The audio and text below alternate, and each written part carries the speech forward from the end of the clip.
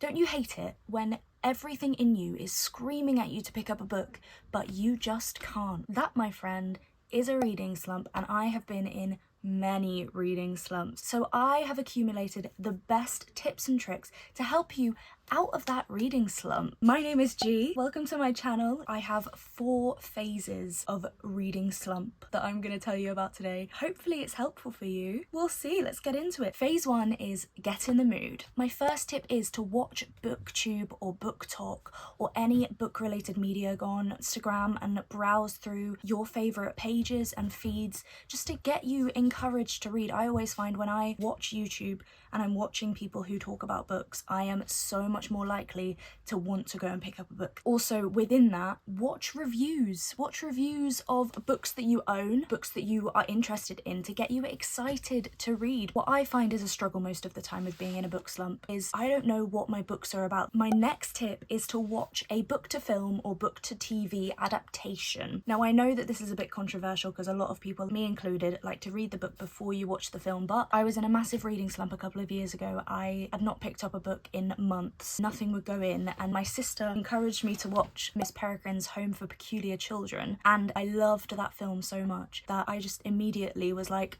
I'm reading the book. And I read all 3 of them in the space of probably a week. I was so interested in it because I'd already watched the film, and the film is completely different to the book. It was really interesting to be able to see those 2 sides of it. Another one is The Golden Compass. When I was a kid, I loved The Golden Compass, and as an adult I went back and I read the His Dark Materials series, and I absolutely love them. They are my favourite books now. Even though the film and the books are quite different, I love the film on its own, I love the books on their own. I think the trap that a lot of us get into is we expect a film to be exactly the same as a book, and it just, a lot of the time, especially with fantasy, it can't be the same. So you just think of them as 2 separate entities, but you know that you're going into this world that someone has created, and it's just 2 separate stories within that world. That's how I always think of it. My next tip is to romanticize reading. You know these videos on TikTok that we all see, that they light a candle and they cuddle up with their dog and with a blanket, and they're all snuggly and cozy, and they've got hot chocolate. Or there's people who get dressed up in a cute dress or a cute outfit and they go off with a picnic blanket and a picnic basket and lots of snacks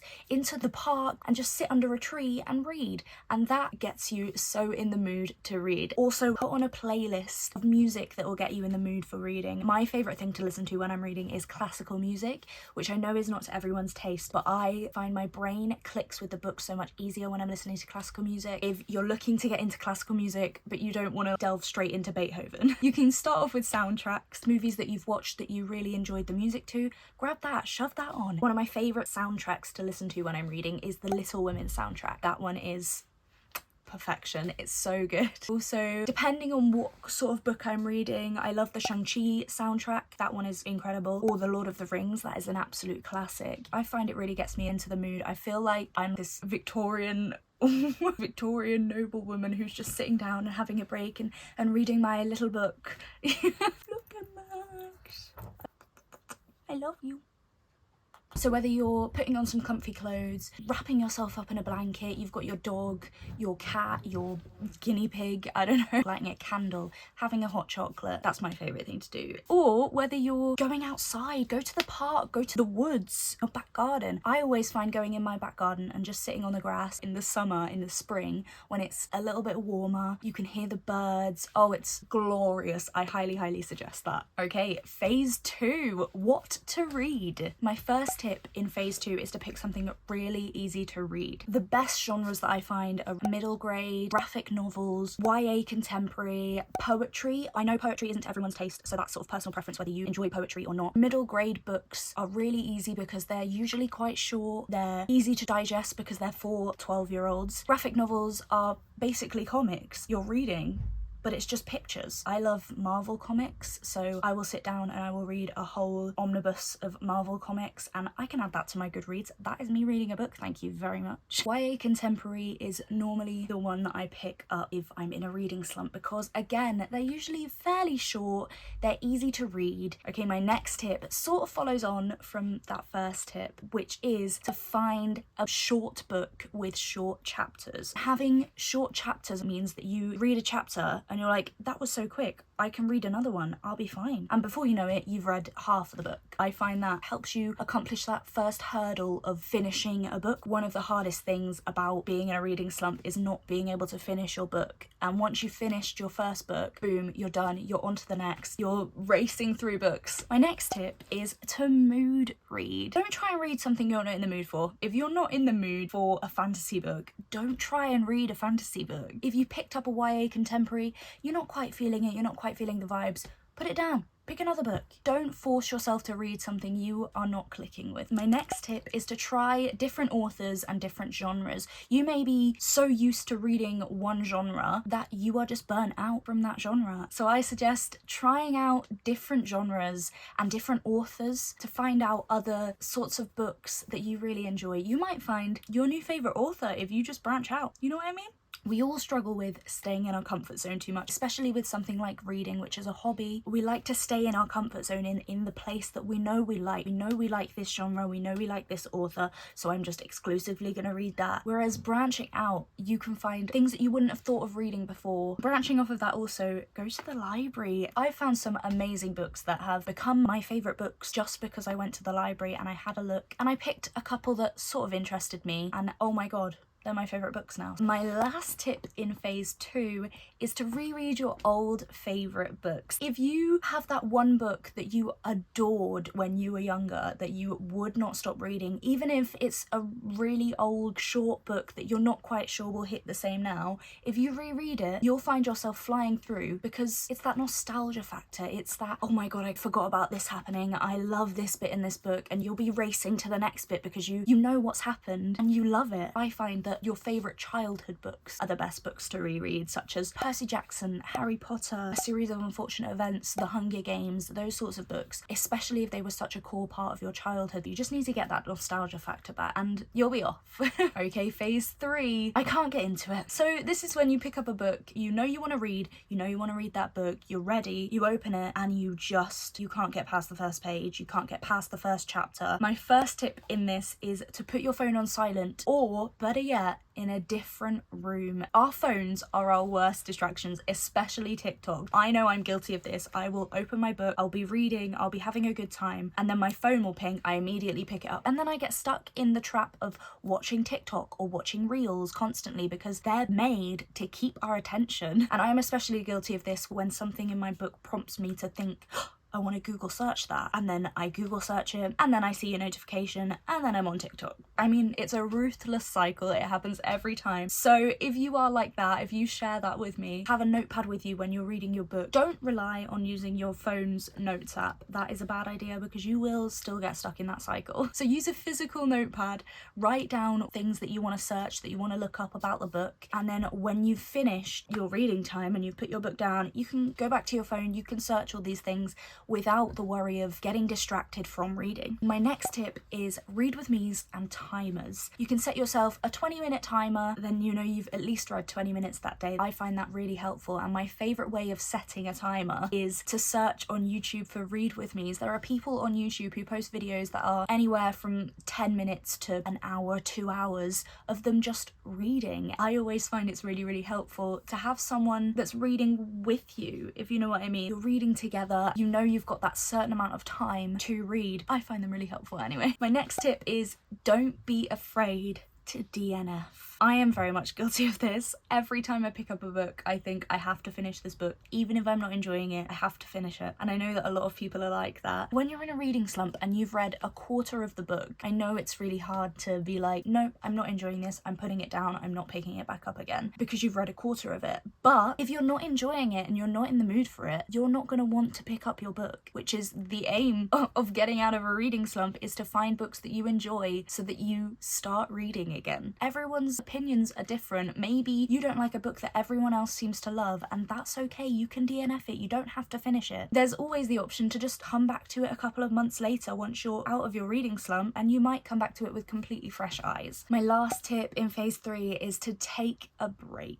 Now, reading should be fun. Like I said earlier, maybe you're just burnt out from reading. Take 24 hours, 48 hours to just chill. I know a lot of us are probably thinking, I've got to keep my streak, but it's okay. It's okay to take a break for a day or two and to just decompress. Go watch a favourite show, go craft something. You can take a couple of days off and then come back to it with a fresh head, ready to read, and hopefully, fingers crossed, you'll be off and you'll be reading. Okay, last phase. Phase 4. I don't have time to read. So my first tip in phase 4 is audiobooks. Oh my god, audiobooks are the best. I know that some people say they're not really reading, but I mean, ultimately, I'm adding it to my Goodreads goal, so who's not reading now? I find audiobooks are great because if you find yourself reading and every time you're reading your mind is wandering to, I've got this chore I need to do, I have to do this, slap on an audiobook and go and do your laundry, go tidy your room, and you'll have read while doing other things, driving to work, driving to the shop, going on a walk, walking your dogs. I mean, it's just perfect. It's a perfect combination. There are some audiobooks that are absolutely phenomenal. They have different actors for different characters. They really immerse you in the story and I love it. You don't have to pay for audiobooks as well. People use services like Audible, which you have to pay for every month and then you get a free audiobook every month. You can of course do that, but there are services like Libby and BorrowBox which are linked to your library, so you can borrow books and listen to them on audio. You can also get ebooks through there as well, just saying, and listen to them for free because it's through your library. I cannot recommend those enough. That is where I listen to all my audiobooks. And also Spotify have started doing audiobooks with premium, so if you already pay for a Spotify premium membership, have a look at their audiobooks. I do think though it is like one audiobook a month, but if you're looking to read a short, easy book, Spotify premium is a good place to look. They have a lot of books on there as well. Okay, my next book is gonna sound weird, but bear with me. It is to have a toilet book. Have a book that you've downloaded on your phone through the Kindle app, through Apple Books, through whatever app that you can use to read. Have a book on your phone that you read only when you're on the toilet. So instead of scrolling through TikTok on the toilet, read. Get up your book and read, because we all have to go to the toilet multiple times a day. You're not going to get out of not going to the toilet. And if you're looking for time to read more stuff, get a toilet book and you'll have finished that book in no time. I am currently reading All the Young Dudes, which is a Harry Potter Marauders fanfiction. And that is my toilet book. I have that on my phone. I read it on the toilet and then I find myself coming out of the toilet and just... I know it's a bit of a strange one, but it does work. I promise it works. And my last tip is to read before bed instead of scrolling. Now, I know this is easier said than done, but we all have that time at the end of the day when we need to calm down after a busy day. Instead of scrolling on your phone and getting that blue light, which is also unhealthy for you, why don't you pick up a book and read? You have no blue light. You're reading, which is something you want to do if you clicked on this video, and you'll read a lot more than you think you would. Depending on the book, obviously. Sometimes I'll read a couple of pages, put it down, go to sleep. Sometimes I will read the entire book, which isn't very good if you've got to wake up in the morning, but you said you wanted to read more books. That's why you've clicked on this video. You can also do it when you wake up, to wake you up instead of scrolling on your phone. Pick up a book. I always find that I wake up better when I wake up and read my book rather than wake up and scroll on my phone and find out what's happening in the news and feeling depressed because everything in the news is rubbish. I feel like I always feel better, so that's always worth a go. Okay, the next part of this video is recommendations for you.